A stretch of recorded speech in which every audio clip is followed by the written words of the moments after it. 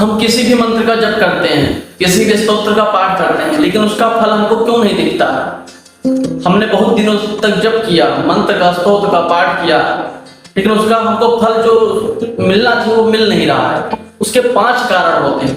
सर्वप्रथम हम जानेंगे मंत्र जो होता है, मंत्र एक ऐसी एनर्जी पावरफुल होती है जो हमको हमारे शरीर पर प्रभावित करती है, हमारे आसपास के लोगों को प्रभावित करती है, हमारे पर्यावरण वायुमंडल को भी प्रभावित करती है। मंत्र की जो ध्वनि होती, तरंगे होती हैं। तो मंत्र कोई साधारण नहीं है कि मंत्र के जाप से सिर्फ आपको ही लाभ मिलेगा। मंत्र के जाप से आपके परिवार को, आपके आसपास के सभी लोगों को लाभ मिलता है। मंत्र एक ऐसी ऊर्जा है। लेकिन मंत्र जैसे कोई भी मंत्र है, मान लो भगवान शिव का है, माँ दुर्गा का है, काली का है, भगवान कृष्ण का मंत्र है, कोई भी मंत्र हो, तो सर्वप्रथम वह मंत्र कहाँ से आया यह पता होना चाहिए। फिर जब वो मंत्र आया, फिर उसके ऋषि कौन है? हर मंत्र के ऋषि होते हैं, फिर उसका देवता होता मंत्र का, ये सब पता होना चाहिए। और फिर उसका जो समय है, उसकी विधि है सही, वो भी पता होना चाहिए, तभी उसका फल मिलेगा। कोई भी मंत्र हो, सभी मंत्रों का विधि विधान उसी जगह लिखा होता है। जैसे भगवान शिव का मंत्र है, परम पुराण शिव पुराण कहीं से लिया गया तो वहां पर विधि लिखी रहती है। भगवान नारायण का मंत्र है तो वहां विधि लिखी रहती है। माँ लक्ष्मी का मंत्र है तो वहां पर विधि लिखी रहती है। लेकिन लोग छोटा सा कट करके यूट्यूब इत्यादि में डाल देते हैं और लोग उसको सुनते हैं, समझते हैं, उसके बाद में जप करना शुरू कर देते हैं, लेकिन उसका नियम नहीं फॉलो करते हैं। सर्वप्रथम मंत्र जप का अनुष्ठान जब करें तो ब्रह्मचर्य से रहें।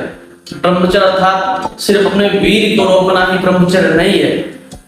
जो प्राकृतिक प्रकृति के अनुसार जो बनाई गई दिनचर्या है, ब्रह्म मुहूर्त में उठना, संध्या वंदन करना, भगवान को प्रणाम करना, भगवान सूर्य नारायण को अर्घ्य देना,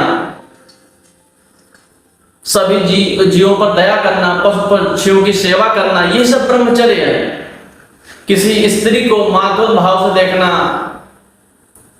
उसको देखना सुंदर है, सुंदरता की दृष्टि से देखना, लेकिन मन में कामना है, जिस तरह अपनी माँ बहन को देखो उसी तरह सबको देखना, तो हमारा जो ध्यान रहेगा वो किसी और के प्रति नहीं जाएगा। तब मंत्र का प्रभाव हमको समझ में आएगा।